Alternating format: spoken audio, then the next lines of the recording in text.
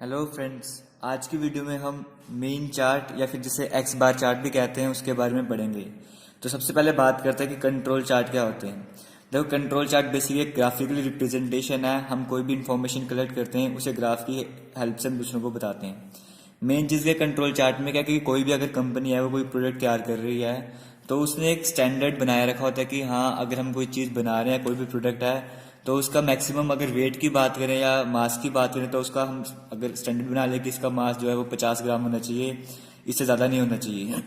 तो एक स्टैंडर्ड बना लिया। तो कंट्रोल चार्ट से हमें ये पता लगता है कि जो हमने स्टैंडर्ड सेट किए थे क्या उससे कोई डेविएशन आई है या कोई वेरिएशन आई है उसमें, कि अगर प्रोडक्ट में कोई खराबी आई है तो वो सब चीज़ें हम कंट्रोल चार्ट की हेल्प से समझते हैं। अगर आपको भी ना समझ आया तो जब हम एग्जाम्पल करेंगे तब आपको समझ आ जाएगा।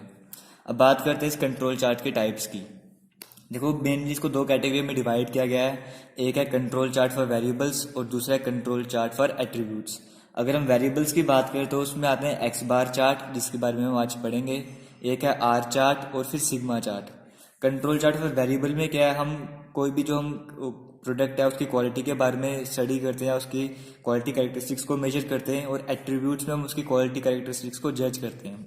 ये भी आपको भी नहीं समझ आया होगा, जो हम एग्जाम्पल करेंगे तब आपको समझ आएगा इसके बारे में।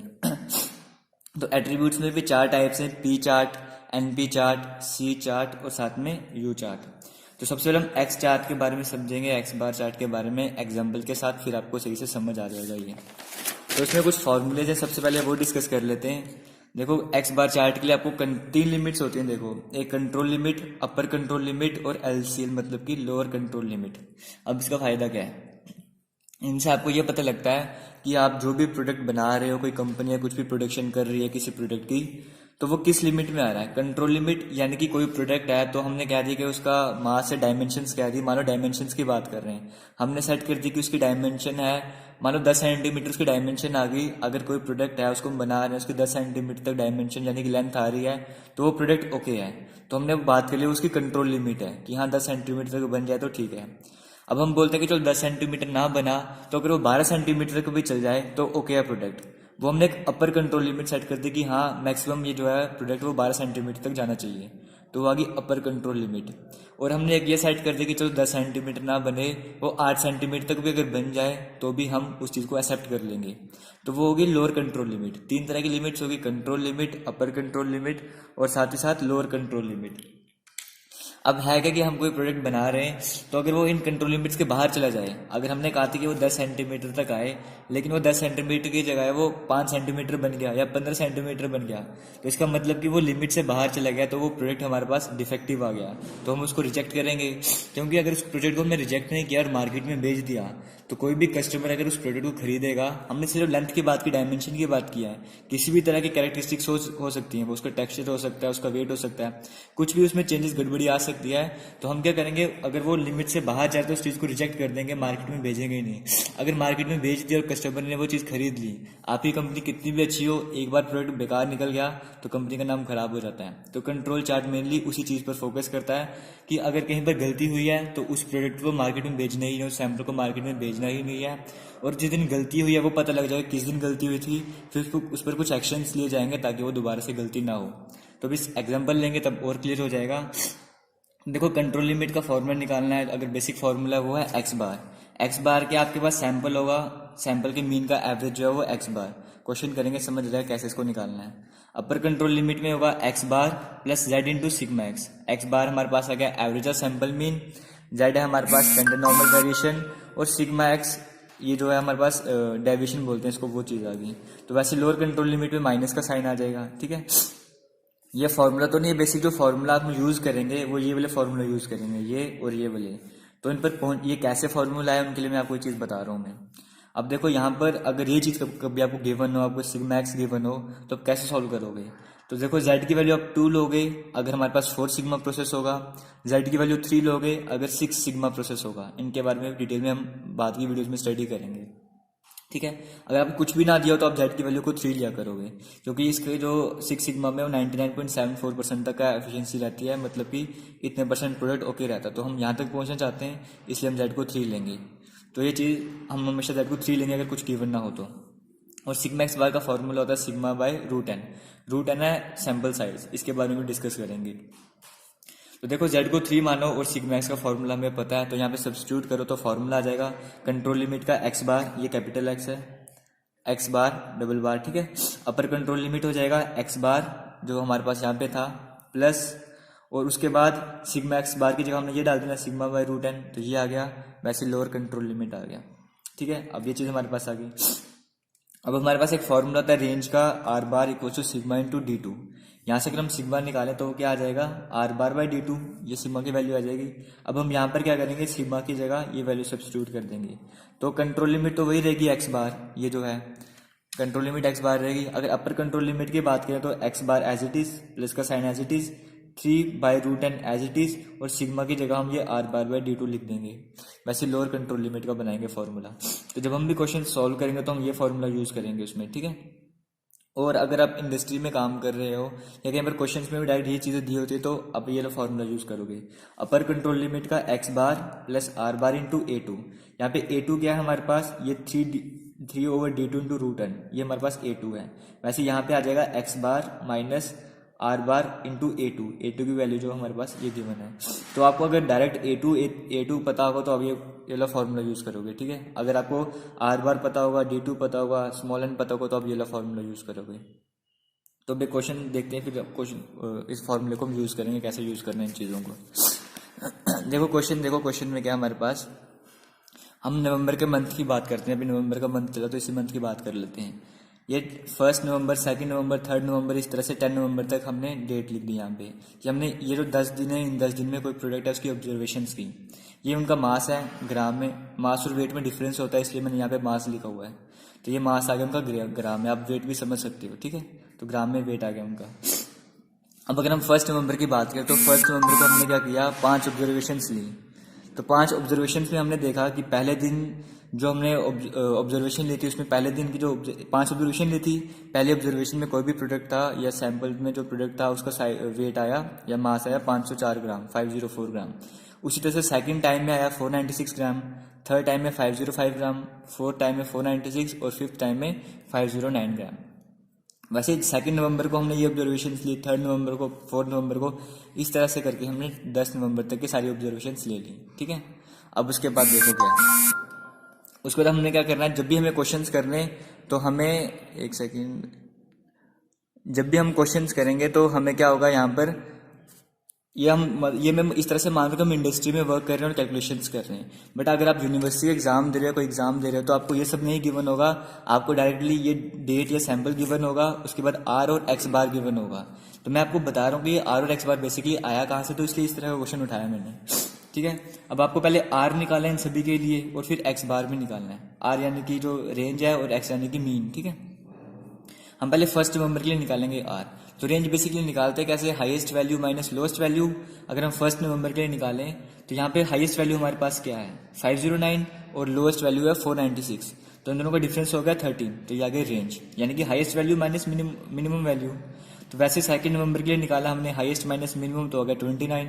इसी तरह से लिए 1 से लेकर 10 तक हमने सारी रेंज निकाल दी। अब एक्स बार की बात करें मीन की, तो वो मीन कैसे निकालना है, मीन क्या हो गया, sum of observation divide by number of observation.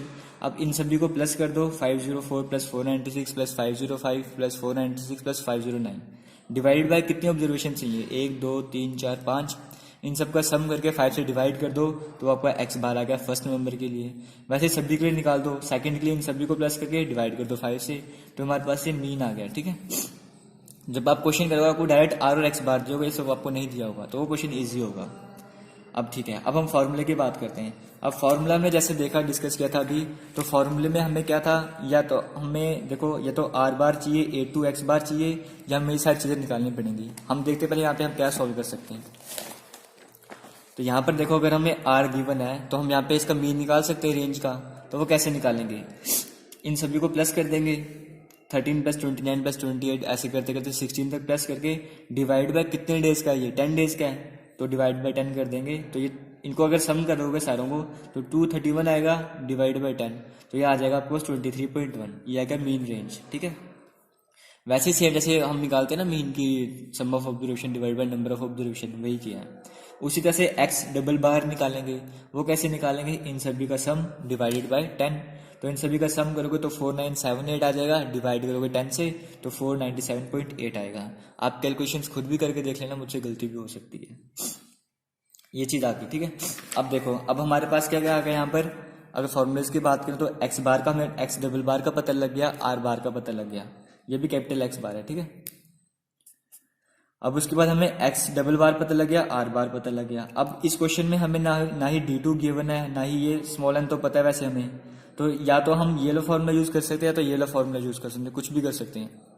अब इंडस्ट्रीज में हमारे पास क्या होता है, एक जैसे हम अगर हम मैकेनिकल इंजीनियरिंग के स्टूडेंट हो तो आपको पता होगा कि जैसे हम स्टीम टेबल यूज़ करते हैं, हमें कुछ प्रेशर लिमिट्स पता होती हैं, टेम्परेचर लिमिट्स पता होती हैं, तो हम उसकी हेल्प से क्या करते हैं, हम एंथैल्पी बता देते हैं स्टीम की, या एंट्रोपी वगैरह बता देते हैं। उसी तरह से यहाँ पर आपको अगर सैम्पल साइज का पता हो या ऑब्जर्वेशन का पता हो सैम्पल में, तो आप उसके लिए जो कॉन्स्टेंट्स हैं, ये सारे कॉन्स्टेंट है, देखो A2 हो गया, ये स्मॉल d2 हो गया, इस तरह से D3 आता है, ये सारे कॉन्स्टेंट्स हैं, इनकी वैल्यू आप उसी टेबल से निकाल देते हो। तो वैसे ही यहाँ पर हमारे पास एक टेबल है, उसकी हेल्प से हम अगर हम ये वाला फॉर्मूला यूज़ करेंगे तो यहाँ से हम A2 की वैल्यू निकाल देंगे उस टेबल की हेल्प से, ठीक है। तो वो कैसे, हमारे पास एक टेबल था यहाँ पे इस तरह का, तो उसमें हमें दिया था ऑब्जर्वेशन इन सैंपल। हमने जैसे एक सैंपल लिया यहाँ पे फर्स्ट डेट को, तो उसमें कितनी ऑब्जर्वेशन ली थी हमने, 5 ऑब्जर्वेशन ली थी, तो उसके लिए हमें ये टेबल देखना पड़ेगा, ये वाला रो देखनी पड़ेगी। उसी तरह से अगर 2 सिर्फ ऑब्जर्वेशन ली होती तो हम इस रो पर जाते, अगर 3 ऑब्जर्वेशन लेती तो इस रो पर जाते, बट हमने 5 ऑब्जर्वेशन लिए तो हम इस वाली रो में जाएंगे, ठीक है। तो अब इसमें देखो A2 पता है, A3 गिवन है, D2 D3 सारे कॉन्स्टेंट्स की वैल्यू पता होती है। तो हमें बेसिकली यहाँ पर फॉर्मूले के अकॉर्डिंग हमें क्या चाहिए, हमें जो वैल्यू चाहिए वो यहाँ पर सिर्फ डायरेक्टली A2 चाहिए। तो देखो 5th डे में आपके पास A2 की वैल्यू क्या थी, मतलब जब आपने 5 ऑब्जर्वेशन ली सैंपल में, तब A2 की वैल्यू हमारे पास थी 0.577। तो ये A2 हमें पता लग गया, ठीक है। अब हम सिंपल फार्मूला लगाते हैं और वैल्यू कैलकुलेट करते हैं। देखो यहाँ से हमें क्या पता लग गया, कंट्रोल लिमिट। कंट्रोल लिमिट का फॉर्मूला हमें डायरेक्टली पता था, सिंपल सा एक्स डबल बार, तो एक्स डबल बार हमने निकाल दिया पहले ही, तो कंट्रोल लिमिट हमारे पास आ गई यहाँ पे 497.8। अब हमें निकालनी है अपर कंट्रोल लिमिट और lower control limit. Upper control limit का हमें ये वाला फॉर्मूला पता है, X double bar plus R bar into A2। X double bar भी हमें पता लग गया, आर बार भी पता है और A2 भी पता है। तो यहाँ पे सारी वैल्यू सब्स्टिट्यूट कर दो और अपर कंट्रोल लिमिट आ जाएगा 511.1। वैसे लोअर कंट्रोल लिमिट का भी सब कुछ पता है, वैल्यू सब्स्टिट्यूट करो तो आ जाएगा 484.5। अब हमारे पास आ गया कंट्रोल लिमिट भी आ गया, अपर कंट्रोल लिमिट भी, लोअर कंट्रोल लिमिट भी। अब हम ग्राफ बनाते हैं और उसे समझते हैं क्या हुआ इससे। देखो हमारे पास 3 लाइन हमने बना दी, एक हमारे पास कंट्रोल लिमिट की लाइन आ गई, एक अपर कंट्रोल लिमिट की और एक लोअर कंट्रोल लिमिट की, ठीक है। कंट्रोल लिमिट अभी हमने निकाला 497.8, लोअर कंट्रोल लिमिट हमने निकाला 484.5 और अपर कंट्रोल लिमिट हमने निकाल दिया 511.1। अब हमने क्या करना है, इसका ग्राफ बनाना है। वो कैसे बनाएंगे, देखो ये सारी वैल्यूज हैं, देखो यहाँ पे तो ये वैल्यूज गिवन थी, ये वाली सारी एक्स बार की 502, 504, 50498। तो पेज पलटने के बजाय मैं क्या करूँ, इन सारी वैल्यूज को मैंने आगे नोट किया हुआ है, सीक्वेंस में से सीक्वेंस में नोट किया हुआ है। तो ये मैंने इन वैल्यूज को आगे सीक्वेंस में नोट किया हुआ है, ठीक है। अब देखो हम क्या करेंगे, अब हमारे पास 10 दिन के लिए हमने किया था 1 नवंबर से लेकर 10 नवंबर तक के लिए, तो मैंने यहाँ पे वही लिख दिया 1 नवंबर, 2 नवंबर, 3 नवंबर यानी कि 10 तक लिख दिया। अब सबके लिए मैं निकालूंगा एक्स बार। देखो सबसे पहले कैसे निकालूंगा, 1 नवंबर को क्या था हमारा एक्स बार 502, मतलब 502 था। ये 2 नवंबर के लिए, 3 नवंबर के लिए, 4 नवंबर के लिए, इस तरह से 10 नवंबर तक है। अब 1 नवंबर के लिए हमारे एक्स बार था हमारे पास 502।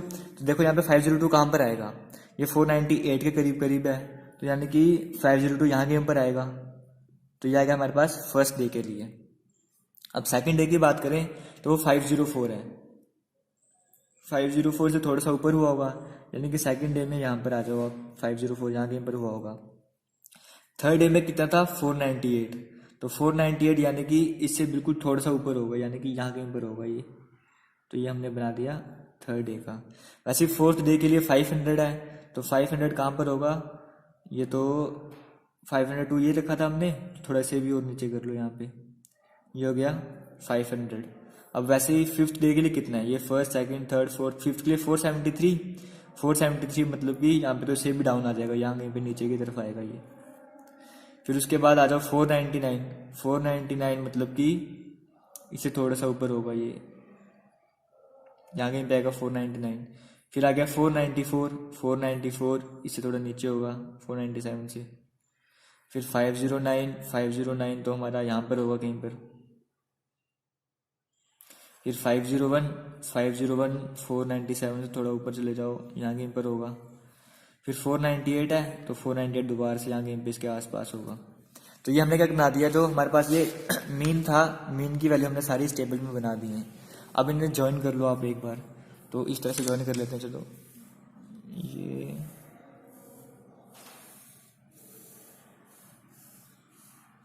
ठीक है। अब देखो यहाँ पर हमारे पास हमारा मेन मोटो क्या था।